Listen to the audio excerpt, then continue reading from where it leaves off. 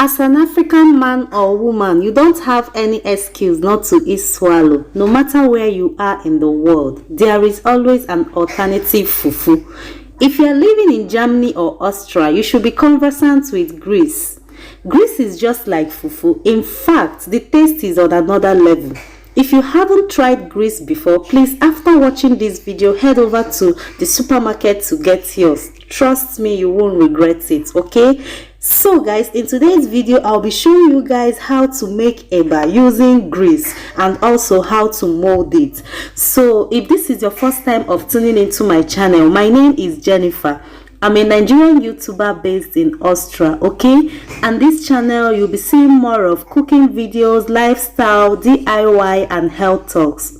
So guys, please feel free to like, share, comment, and also subscribe, okay? And don't forget to turn on your notification bell so that whenever I upload a new video, you'll be the first person to get it. So without wasting much of your time, let's get into this video.